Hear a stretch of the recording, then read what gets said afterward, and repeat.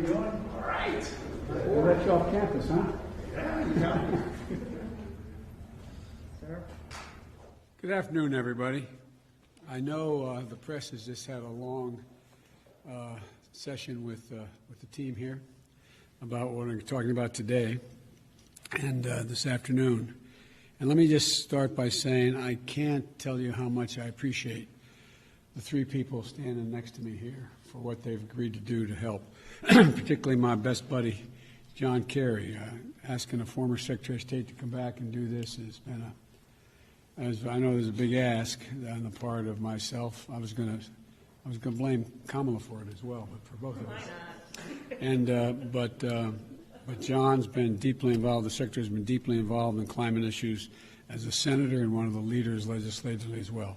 And I don't think anybody knows more about the issue and the damage that's been done by some of the executive orders of the previous administration. And Gina, you've run everything, Gina. Thank you very much.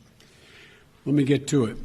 Today is Climate Day at the White House, and which means that today is Jobs Day at the White House. We're talking about American innovation, American products, American labor. And we're talking about the health of our families and cleaner water, cleaner air, and cleaner communities. We're talking about national security, America leading the world in a clean energy future.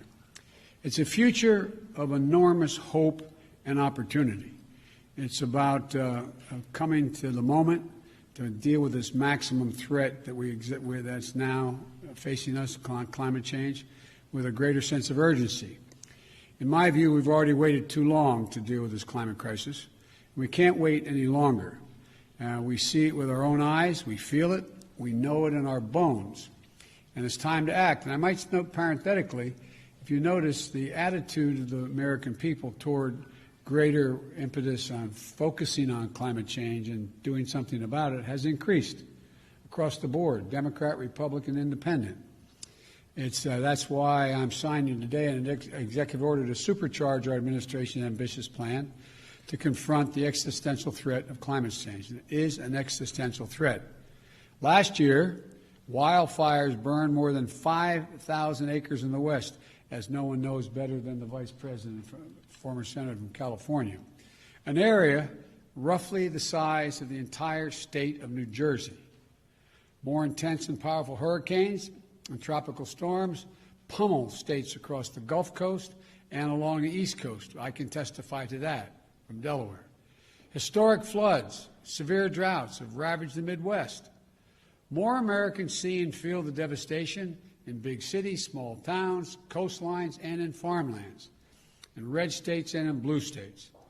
And the Defense Department reported that climate change is a direct threat to more than 2/3 of the military's operational critical installations. 2/3. And so this could well be on the conservative side. And many climate and health calamities are colliding all at once. It's not just the pandemic that keeps people inside, it's poor air quality. Multiple studies have shown that air pollution is associated with an increased risk of death from COVID-19. And just like we need a unified national response to COVID-19, we desperately need a unified national response to the climate crisis, because there is a climate crisis. We must lead global response, because neither challenge can be met, as Secretary Kerry has pointed out many times, by the United States alone. We know what to do. We've just got to do it. When we think of climate change, we think of it, this is a case where conscience and convenience cross paths, where dealing with this existential threat to the planet and increasing our economic growth and prosperity are one and the same. When I think of climate change, I think of, and the answers to it, I think of jobs. A key plank of our Build Back Better recovery plan is building a modern, resilient climate infrastructure and clean energy future that will create millions of good-paying union jobs, not $7, $8, $10, $12 an hour, but prevailing wage and benefits. You know, we can put millions of Americans to work modernizing our water systems, transportation, our energy infrastructure to withstand the impacts of extreme climate. We've already reached a point where we're going to have to live with what it is now That's going to require a lot of work all by itself without it getting any worse. When we think of renewable energy, we see American manufacturing, American workers racing to lead the global market. We see farmers making American agriculture first in the world to achieve net zero emissions and gaining new sources of income in the process. And I want to parenthetically thank the Secretary of Agriculture for helping to put together that program during the campaign. We see small business and master electricians designing, installing, and innovating energy-conserving technologies in building homes and buildings. And we're going to reduce electric consumption and save hundreds of thousands of dollars a year in energy costs in the process. And when the previous administration reversed the Obama-Biden vehicle standard and picked big oil companies over American workers, the Biden-Harris administration will not only bring those standards back, will set new, ambitious ones that our workers are ready to meet. We see these workers building new buildings, installing 500,000 new electric vehicle charging stations across the country as we modernize our highway system to adapt to the changes that have already taken place.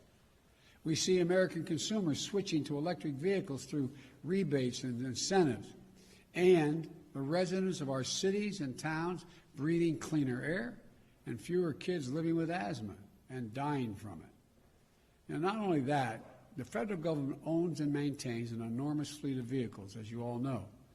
With today's executive order, combined with the Buy American executive order I signed on Monday, we're going to harness the purchasing power of the federal government to buy clean, zero-emission vehicles that are made and sourced by union workers right here in America. With everything I just mentioned, this will mean 1 million new jobs in the American automobile industry, 1 million. And we'll do another thing. We'll take steps towards my goal of achieving 100% carbon pollution-free electric sector by 2035, transforming the American electric sector to produce power without carbon pollution will be a tremendous spur to job creation and economic competitiveness in the 21st century.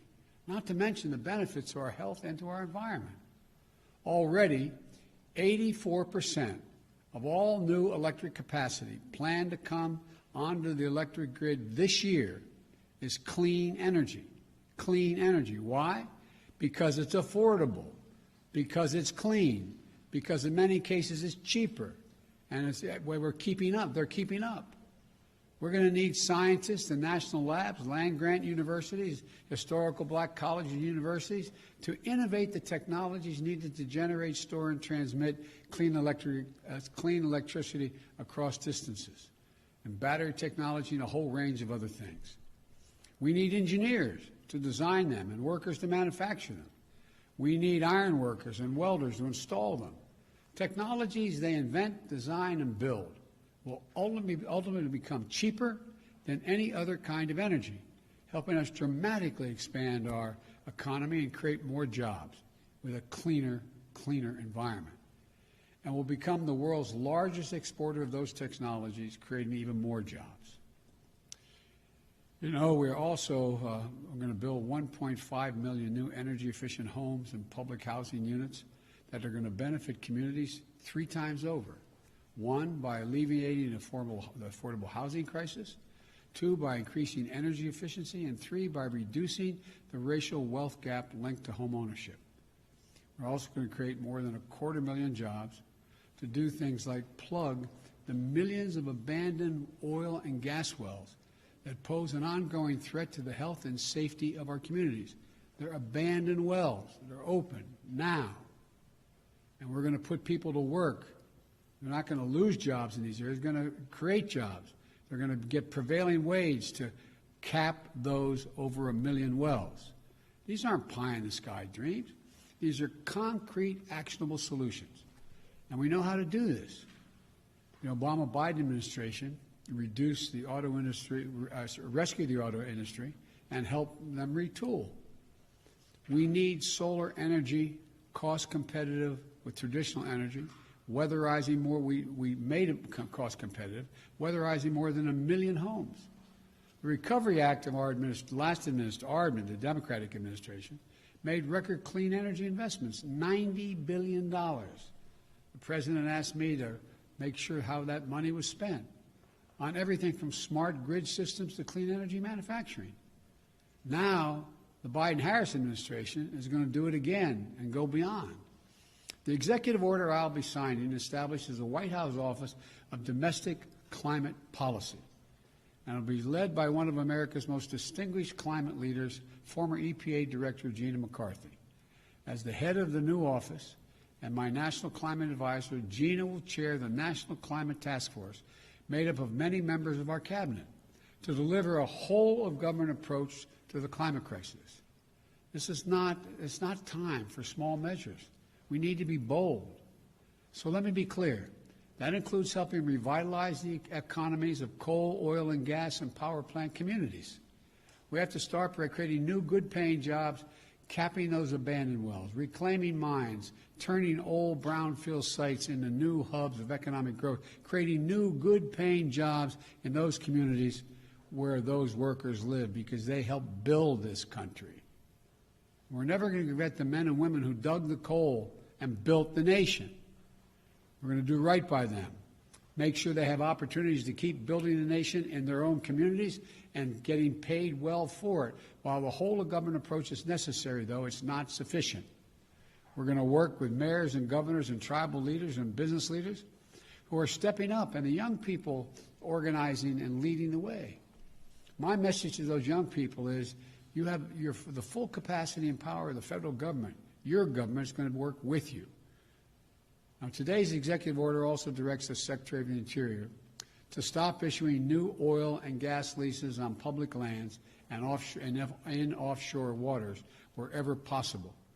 We're going to review and reset the oil and gas leasing program. Like the previous administration, we'll start to properly manage, unlike it, we're going to start to properly manage lands and waterways in ways that allow us to protect, preserve them, the full value that they provide for us for future generations. Let me be clear, and I know this always comes up. We're not going to ban fracking. We'll protect jobs and grow jobs, including through stronger standards like controls from methane leaks and union workers willing to install the changes. Unlike previous administrations, I don't think the federal government should give handouts to big oil to the tune of $40 billion in fossil fuel subsidies. And I'm going to be going to the Congress asking them to eliminate those subsidies. We're going to take money and invest it in clean energy jobs in America. Millions of jobs in wind, solar, and carbon capture. In fact, today's action is going to help us increase renewable energy production from offshore wind and meet our obligation to be good stewards of our public lands. It establishes a new, modern-day civilian climate corps that I called for when I was campaigning to heal our public lands and make us less vulnerable to wildfires and floods. Look, this executive order I'm signing today also makes it official that climate change will be at the center of our national security and foreign policy. As Secretary Kerry, as our special presidential envoy for climate, with him, the world knows how serious I am about by appointing one of America's most distinguished statesmen and one of my closest friends speaking for America on one of the most pressing threats of our time. John was instrumental in negotiating the Paris Climate Agreement that we rejoined, this administration rejoined on day one, as I promised. And today's executive order will help strengthen that commitment by working with other nations to support the most vulnerable to the impact of climate change and to increase our collective resilience. That includes a summit of world leaders that I'll convene to address this climate crisis on Earth Day this year, in order to establish a new effort to integrate the security implications of climate change as part of our national security and risk assessment and analysis will also be included. With this executive order, environmental justice will be at the center of all we do addressing the disproportionate health and environmental and economic impacts on communities of color, so-called fence line communities, especially those communities, brown, black, Native American, poor whites. It's hard, the hard-hit areas like Cancer Alley in Louisiana, or the Route 9 corridor in the state of Delaware. That's why we're going to work to make sure that they receive 40% of the benefits of key federal investments in clean energy, clean water, and wastewater infrastructure. Lifting up these communities makes us all stronger as a nation and increases the health of everybody. Finally, as with our fight against COVID-19, we will listen to the science and protect the integrity of our federal response to the climate crisis. Earlier this month, I nominated Dr. Eric Lander, a brilliant scientist who is here today to be the director of the Office of Science and Technology. I also nominated another brilliant scientist, Dr. Frances Arnold and Dr. Maria Zuber, to co-chair the President's Council of Advisors on Science and Technology, so-called PCAST, that President Eisenhower started 6 weeks after the launch of Sputnik. It's a team of America's top scientists charged with asking the most American of questions: what next? What's the next big breakthrough? And then helping us make the impossible possible.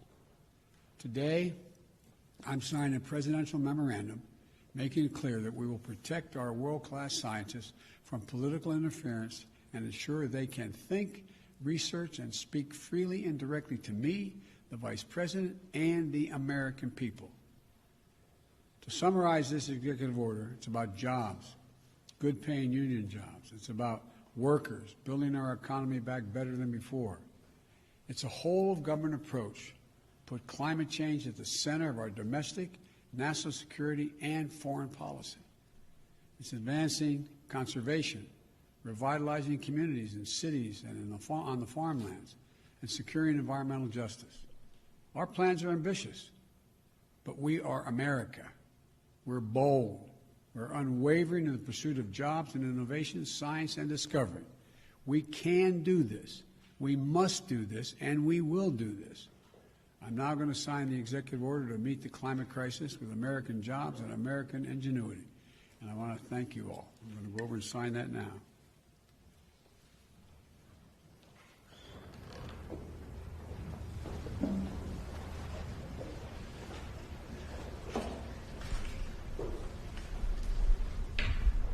Here's the right pens here.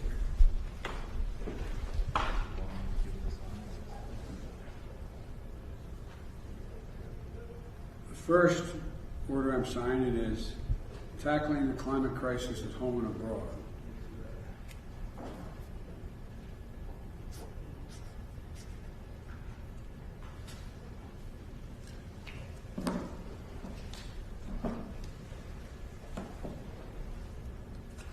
This next one, restoring trust in government through science and integrity and evidence-based policymaking.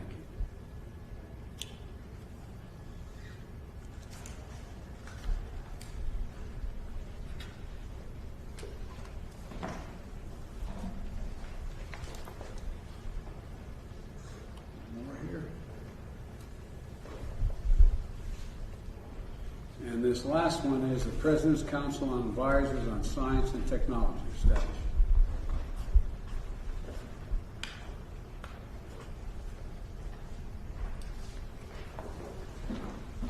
I thank you all for your time. Sir, what sacrifices are you asking Americans to make? Thank you. Mr. President, will you just bring back to the emergency on climate change, you guys? Sir, after the Republican government, do you still support the impeachment process? Still support the impeachment process? Thank you, sir.